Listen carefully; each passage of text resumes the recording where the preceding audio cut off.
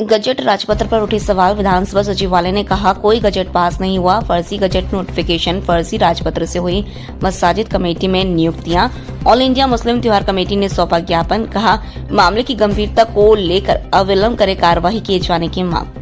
आज all India Muslim त्योहार committee द्वारा बताया गया कि भोपाल की मसाजिद कमेटी भ्रष्टाचार का अड्डा, अवैध नियुक्तियों की भरमार और इमाम मुअज्जिनों के हक पर डाका 1949 में भोपाल रियासत भारत में विलय हो गई थी, जिसके बाद सभी संस्थान भारत सरकार के अधीन संचालित किए जाने लगे। लेकिन भोपाल कजियात आज भी भोपाल रियासत के अनुसार चल रही है। भोपाल के शहर काजी आज भी खुद को भोपाल, सीहोर और रायसेन का काजी बता रहे हैं, जो कि गलत है। साथ ही भोपाल की कजियात भी भारत सरकार के अधीन है, लेकिन भोपाल कजियात संस्थान आज भी नियमित भर्ती प्रक्रिया से अछूता है। यहाँ आज भी भर्ती नियमित रूप से नहीं की जा रही है, जिसके चलते भर्ती मनमाने रूप से चल रही है। हो सकता है भर्ती के नाम पर लोगों से मोटी रकम वसूली जा रही है। इस ओर सरकार मुख्य बिंदु पर अपना ध्यान केंद्रित करे।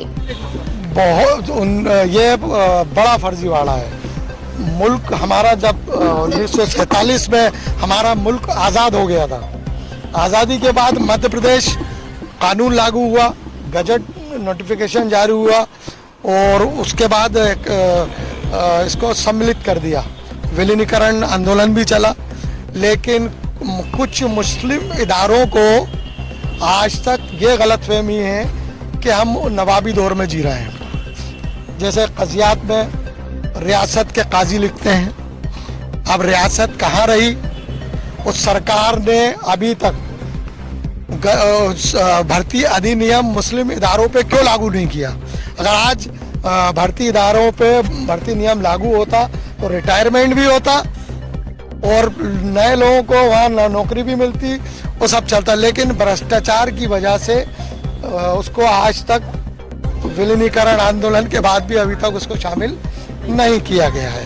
तो ये मेरा सरकार से सवाल है। 20 साल से हमारी भारतीय जनता पार्टी की हुकूमत है। शिवराज जी जैसे संवेदनशील, मोहन यादव जैसे संवेदनशील लोग रहे और ये जो भ्रष्टाचार हुआ, कांग्रेस की कमलनाथ जी की सरकार जिस दिन जा रही थी उसके दूसरे दिन एक नोटिफिकेशन अर्जेंट में जारी हो जाता है। कांग्रेस की हुकूमत में, भारतीय जनता पार्टी की हुकूमत में नहीं हुआ। तो हम चाहते हैं कि किसके इशारे पर, कमलनाथ के इशारे पर हुआ या स्वर्गीय पूर्व मंत्री के इशारे पे हुआ या सरकार के जो विधानसभा में जो लोग अधिकारी बैठे हैं उनके इशारे पे हुआ? गलत नोटिफिकेशन गजट कैसे जारी हुआ, जिसके माध्यम से करोड़ों का भ्रष्टाचार हुआ, वो पैसों का बंदरबाट हुआ। गलत नोटिफिकेशन का हमने जब सूचना के अधिकार के तहत जानकारी मांगी तो उसके तहत ये लिख के आया कि हमारे यहाँ ये गजट पास ही नहीं हुआ। फिर ये कैसे जारी हो गया?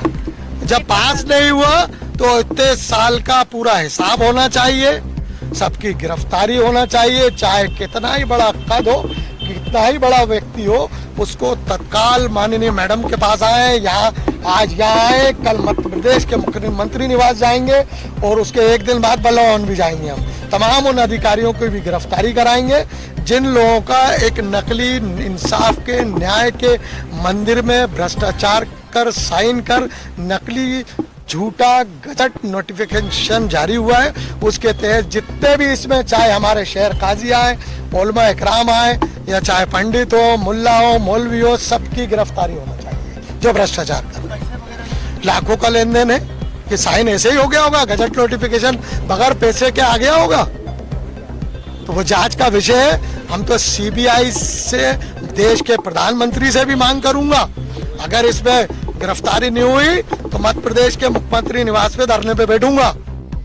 ऐसे भ्रष्टाचारियों को लात देकर जेल भेजने का काम जरूरी है, क्योंकि ये इंसाफ का मंदिर है जहां हम लोगों को न्याय मिलता है। अगर वहीं भ्रष्टाचार होगा तो हम लोग कहाँ जाएंगे?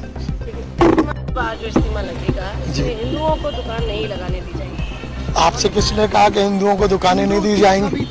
हिंदू उत्सव समिति का जो अध्यक्ष लुच्चा है, लफंगा है, हिंदू उत्सव समिति एक सम्मानित संस्था है जिसमें उद्धव दास मेहता जैसे लोग की संस्था थी, जिसमें उनकी रूह को, उनकी तकलीफ हो रही होगी जब चंद्रशेखर तिवारी जैसे लोग अगर इस तरह के बातें करते हैं हिंदू मुस्लिम की, तो बड़ा अफसोस की बात है।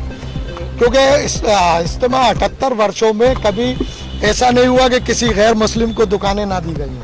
हमेशा से, आज भी गैर मुस्लिमों पे सारी दुकानें हैं। और जिसका प्रमाण आप चौक में जाके देख सकते हैं कि जामा मस्जिद तो ऊपर है, नीचे सारे जैन समाज को दुकानें दी हैं। तो ये झूठा आरोप है।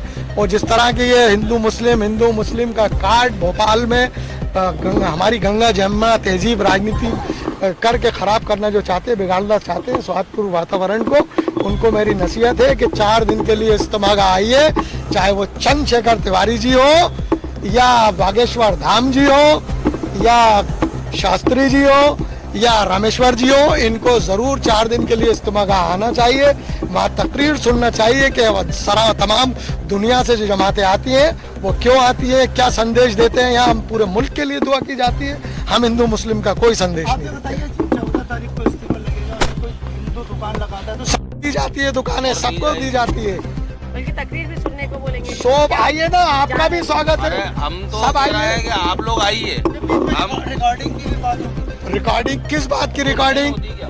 काहे की रिकॉर्डिंग? नहीं होती क्या? सवाल ये नहीं इतना होती। बड़ा आयोजन जो दुनिया का सबसे बड़ा आयोजनों में शामिल है इज्तिमा का, जिसमें 200 मुल्क की जमातें आती थी, उसकी रिकॉर्डिंग क्यों नहीं होना चाहिए? तमाम देश की खुफिया इंटेलिजेंस को रिकॉर्डिंग करना चाहिए। कम से कम उन नफरती चिंटुओं को पता चलना चाहिए कि ये रिकॉर्डिंग होती है। देखिए, ये 19 मार्च 2020 को मध्य प्रदेश की विधानसभा में ये गजट नोटिफिकेशन पास किया जाता है। अब ये सत्य है या झूठ है, इसकी जांच तो सरकार का काम है करना। मगर जब हमने सूचना के अधिकार के अंतर्गत ये मांग की, इस गजट नोटिफिकेशन की सत्यापन करना चाहा, तो हमें सूचना के अधिकार के अंतर्गत ये जानकारी दी गई कि ये नोटिफिकेशन विधानसभा में पास गजट जो है पास ही नहीं हुआ है। तो अब ये सरकार खुद निर्णय ले ले कि ये कितना सच है और कितना झूठ है। अब बात आती है कि इसमें प्रॉब्लम क्या है। एक्चुअल में 3,85,00,000 रुपए का अनुदान मसाजिद कमेटी को शासन द्वारा दिया जाता है। उसके अलावा 1 करोड़ से अधिक जो आय होती है, जो खजियात में निकाह होते हैं या और जो दीगर मामले होते हैं, उनसे इनकम होती है। मगर हमारे भोपाल, सीहोर और रायसेन के जो उलमा मस्जिद में नमाज पढ़ाने वाले मुअज्जिन हैं और जो इमाम हैं, उनको आज भी 1,500 रुपये और 5,000 रुपये तनख्वाह मिल रही है। जबकि जब भारत सरकार में विलय हुआ 1949 में भोपाल रियासत, तो उस मर्जर एग्रीमेंट में नवाब हमीदुल्लाह खान साहब ने ये शर्त रखी थी कि भोपाल, सीहोर और रायसेन के जो इमाम मुअज्जिन हैं उनको सारी सुविधाएं दी जाए। उसके अलावा एक शायद 1994-95 में माननीय सर्वोच्च न्यायालय में एक आदेश पारित हुआ था, जिसमें कि माननीय सर्वोच्च न्यायालय ने भारत सरकार को ये आदेश दिए थे कि जितने भी धार्मिक संस्थानों में सेवा देने वाले जो लोग हैं उनको भुगतान जो है वो कलेक्टरेट पे किया जाए। मगर आज हमारे कजियात के जो हाल हैं वो ये हैं कि कई ऐसे लोग हैं जिन्होंने शायद इस फर्जी गजट नोटिफिकेशन के आधार पे अपनी तनख्वाहें 5-7 हजार रुपए से बढ़ाकर 70-80 हजार रुपए कर ली हैं।